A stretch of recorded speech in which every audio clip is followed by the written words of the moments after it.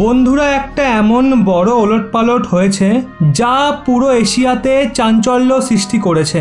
শুধু তাই নয়, এমন বড় বড় রেকর্ড ভেঙে গেছে যেটা কেউ কখনো কল্পনাও করতে পারেনি। আর এটার জন্য ভারতকেই লাগাতার কাঠগড়ায় দাঁড় করানো হচ্ছে। ভারতকে নিয়ে চরম আলোচনা করা হচ্ছে, বলা হচ্ছে ভারতই এর জন্য দায়ী। কিন্তু কেউ আপনাকে এটা বলবে না যে এই ওলটপালট হলো কেন, এর পেছনে কি কারণ রয়েছে।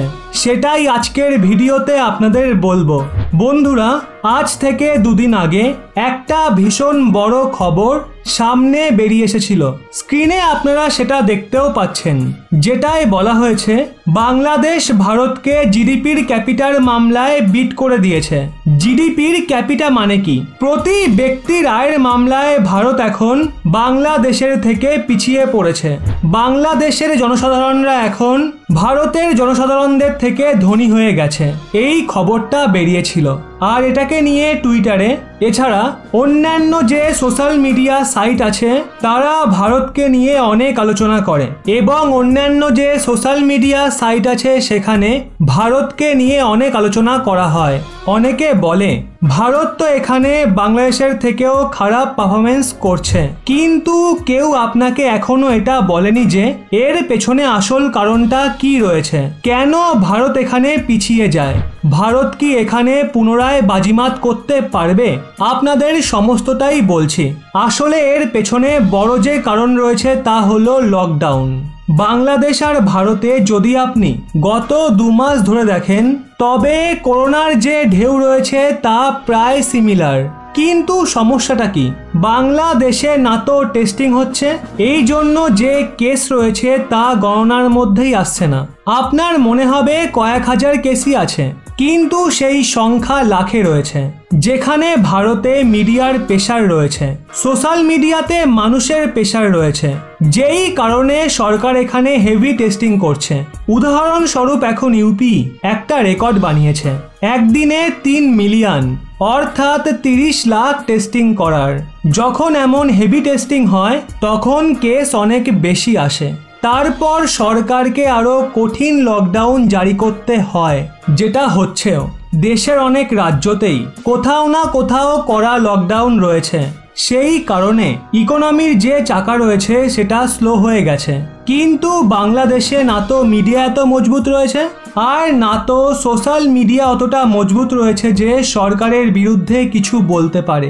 ওখানকার সরকারের রণনীতি পরিষ্কার, তারা মানুষের থেকে বেশি নিজেদের ইকোনমির দিকে বেশি নজর দিচ্ছে, যেই কারণে তাদের ইকোনমি এখনো ভালোভাবে এগোচ্ছে।